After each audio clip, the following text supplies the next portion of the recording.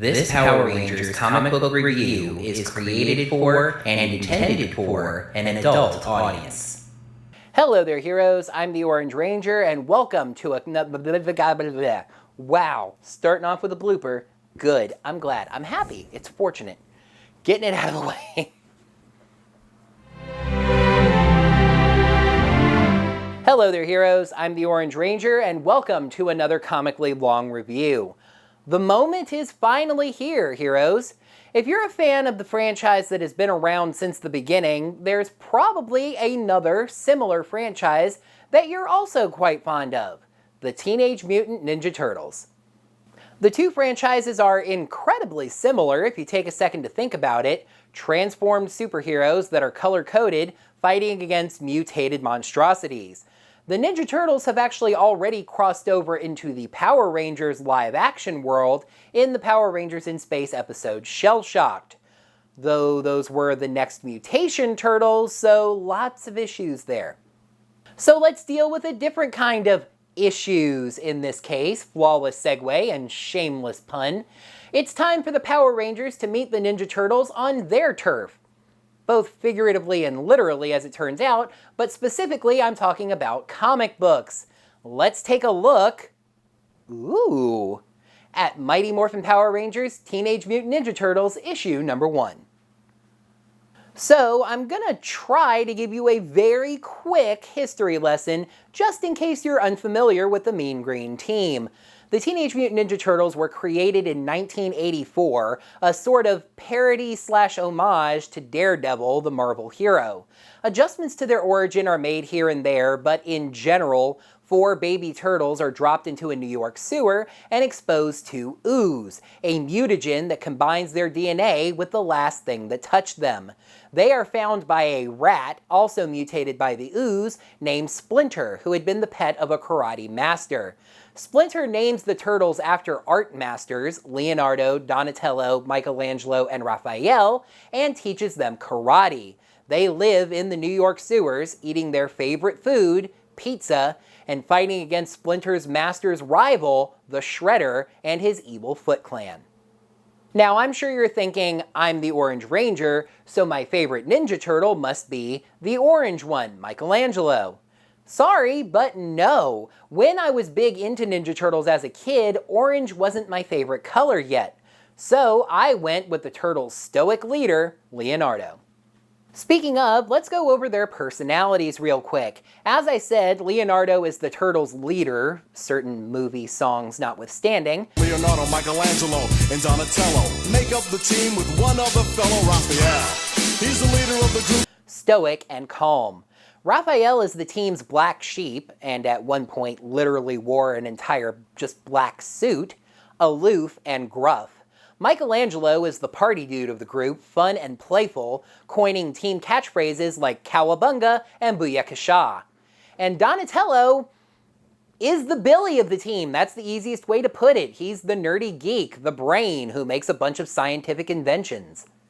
The Turtles debuted in comic books in 1984, published by Mirage Studios. So named because it wasn't actually a studio, just a name thought of by creators Kevin Eastman and Peter Laird. Sorry if I'm mispronouncing that. It quickly took off, and 3 years later a cartoon was made that launched the Turtles into the mainstream. Since then, the franchise has seen 4 animated series, and as mentioned, 1 rather disastrous live-action adaptation, 5 comic runs, 6 movies, a live-action trilogy, an animated film, and 2 live-action CGI films with a reboot in development, and a litany of toys and video games, and etc, etc, etc. Even a concert tour that my mother actually surprised me by taking me to when I was a young little ranger. Of most relevance, in 2011, IDW announced that they had acquired the rights from Mirage to publish new Ninja Turtles comics as well as collections of Mirage storylines. Eastman is one of the writers and artists, along with Tom Waltz writing and Dan Duncan as co-artist. However, while IDW is on the cover along with Boom, this appears to be entirely done by Boom's staff. Ryan Parrott is the writer, with art by Simone DeMeo and Walter Baiamonte, with color assistance by Igor Monti, and letters, of course, by Ed Dukeshire. Speaking of the covers, let's get to them, especially since there are 15. First issue Boom comic, y'all. You should expect this by now. I really should have anyway.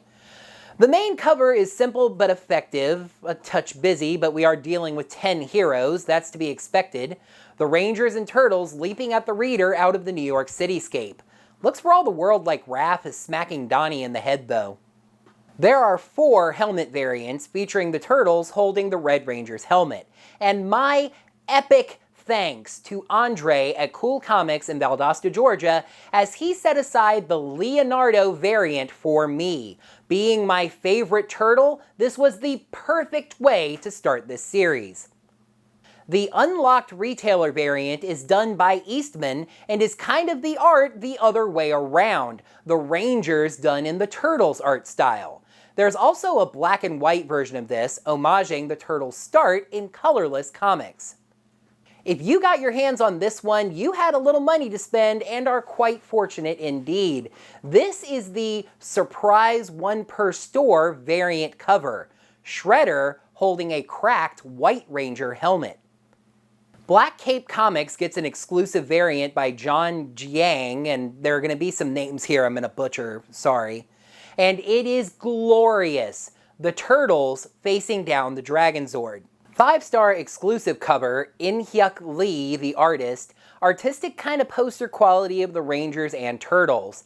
The Turtles feel a little thicker on this than they usually do.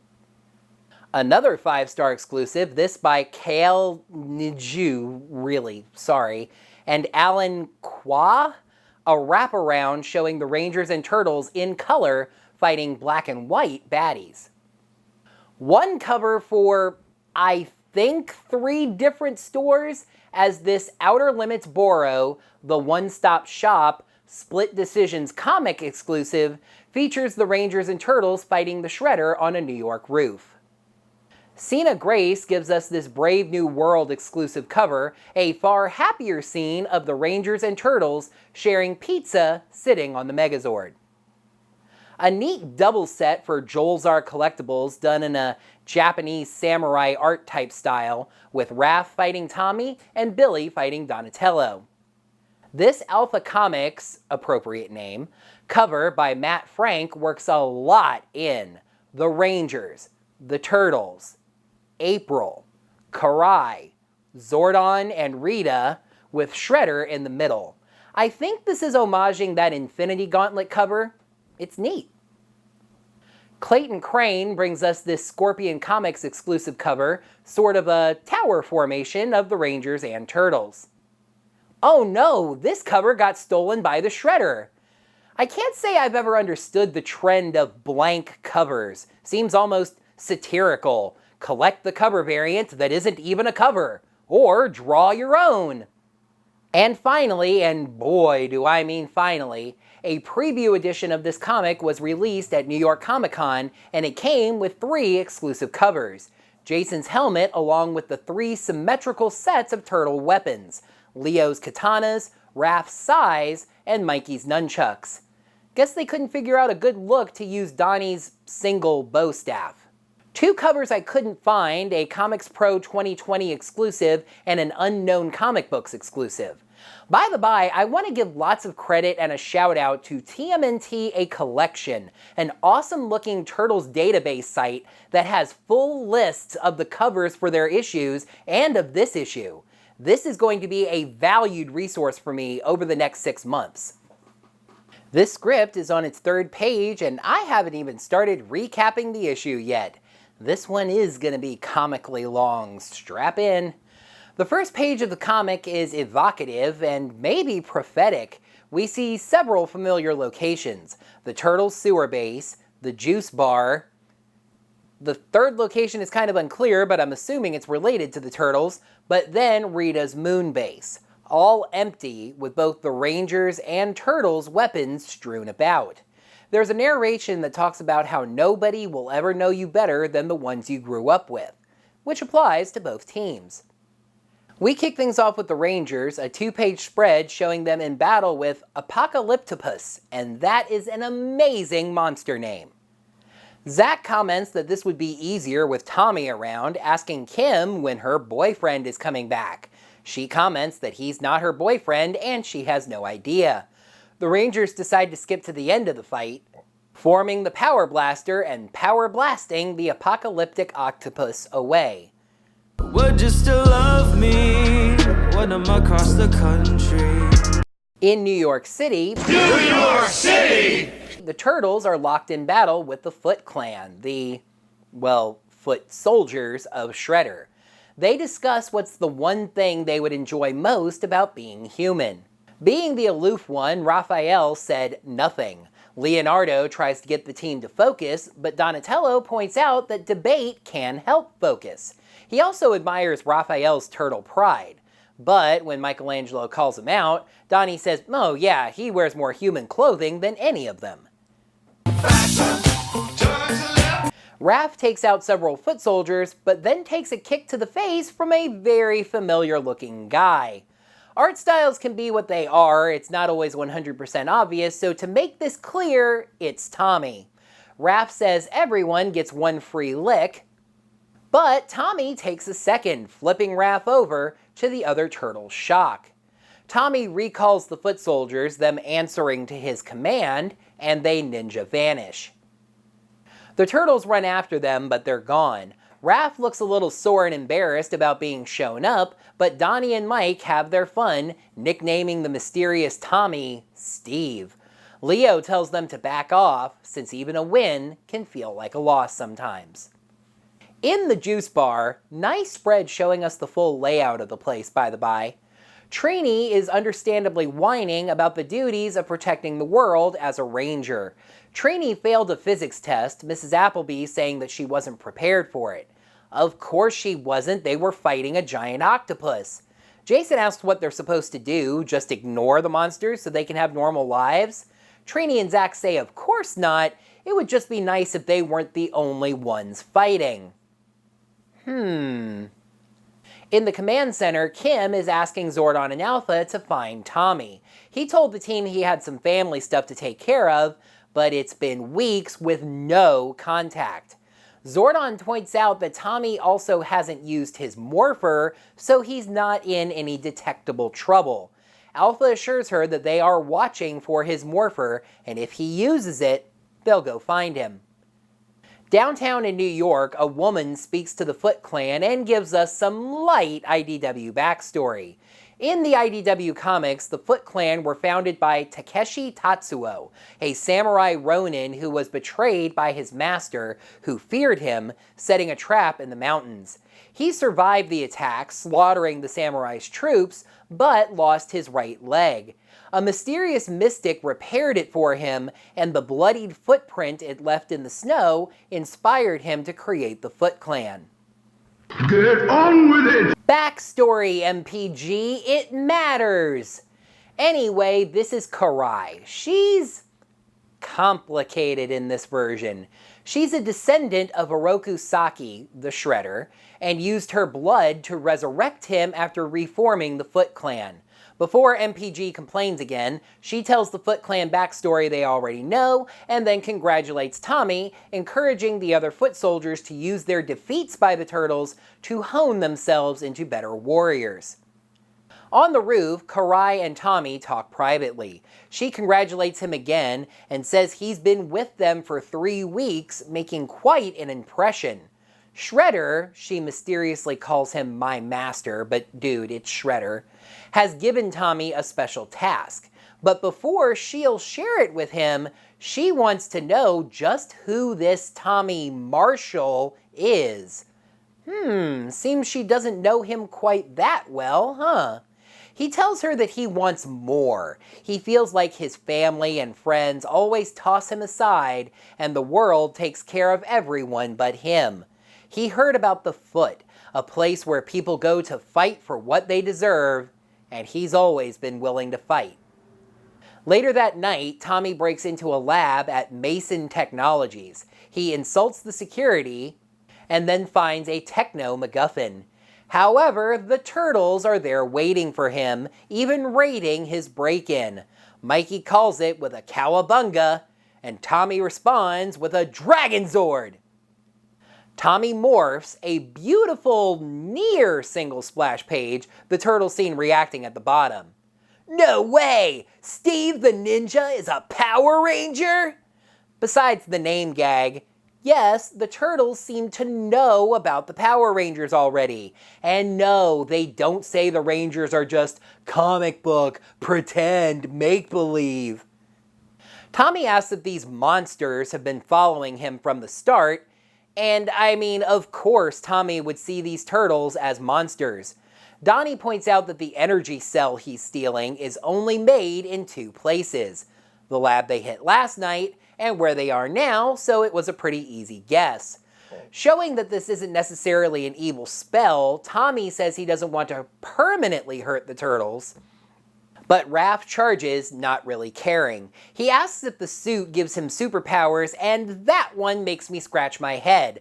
The Turtles know that the Rangers exist, but they don't know that they're superheroes? Raph gets the upper hand this time, flipping Tommy and enjoying the doing. The Rangers teleport onto the roof because, as established, they tracked down his morpher when it was activated. They wonder if they're in the right place, and Tommy gets thrown through a wall. The Rangers run to check on him, but the Turtles come out to finish the job. Of course, the other Rangers think these Turtles are monsters too, and the 2 teams leap into battle against each other, screaming their catchphrases. Small side note though, kind of a nitpick though it's general to the Power Rangers franchise. Go-Go Power Rangers is a very awkward catchphrase when spoken aloud. The double go just never sounds good out loud. Fittingly, the 2 sword-bearing leaders face off, Leo even complimenting Jason's power sword. We're just done with phrasing, right? That's not a thing anymore? Again, fittingly, Billy and Donnie face off. Donnie peppers Billy with questions. Are the Rangers aliens? Are their powers supernatural? Oh, and the big one, the green dude. How does he play a flute through a metal faceplate? How very mimetic. Billy realizes these guys are far smarter than the usual monster. Zach takes on Mikey, and that's not quite so fitting a match, so they basically discuss how the Rangers are supposed to be the good guys. So Mikey wonders why they are fighting for Shredder. Of course, Zach doesn't even know what a Shredder is. Tommy is standing nearby, and Kim rounds the corner, asking him what in the world is going on. Tommy apologizes, saying he didn't want them to get involved, and he has to go now, asking her to trust him. She's frustrated, but says of course she does. Raph attacks, but Kim jumps in to hold him off. Trini then joins in on the fun too, and Raph says this is getting fun now. Karai reports to Shredder that the Rangers and Turtles are in battle, and the green one has escaped, with his prize. Karai says if she had known Tommy was a Ranger, but Shredder cuts her off, saying confidence must be earned. If all goes as intended, Oliver, so he knows his real name as well, will bring him the energy cell, and the Power Ranger, singular, will be his to command. Dramatic last page reveal of the Shredder, but again, who else would it be?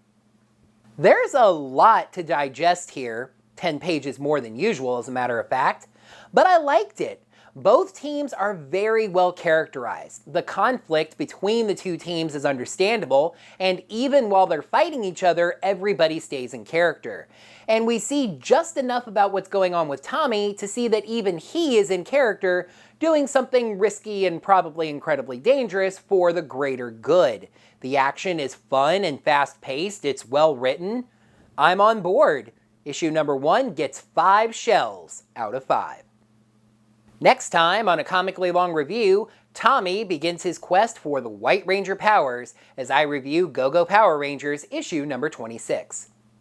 And that is going to wrap up another comically long review. Heroes, thank you so much as always for watching.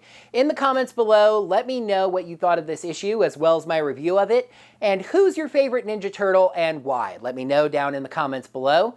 Make sure you smack that thumbs up button to let me know that you enjoyed this video. Also, make sure you're subscribed to my channel so you can see all of my videos, and ring that bell, get your notifications set up so you can be notified of when I post these comically long reviews. Remember, there are going to be 3 a month for the next 6 months starting with this one, so make sure you're all set up to get notified of when they come out.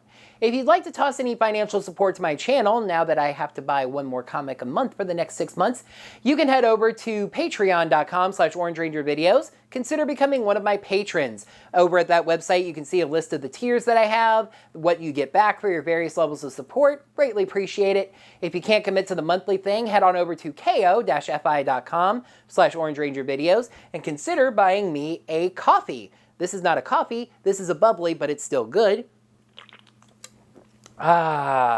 Really delicious. Coffee is imaginarily delicious. It's really delicious when I have it. What was I talking about again? Anyway, coffees are set at $3 and I would greatly appreciate any of those I find there, as well as just sharing my videos, letting people know about my channel, letting people know about Orange Ranger videos. Greatly appreciate that. Until next time, heroes, may the power protect you, and cowabunga, dude! Both figuratively, just a name thought of by creators Kevin Eastman and Paul, and even a concert tour that my mother actually surprised me by taking to me.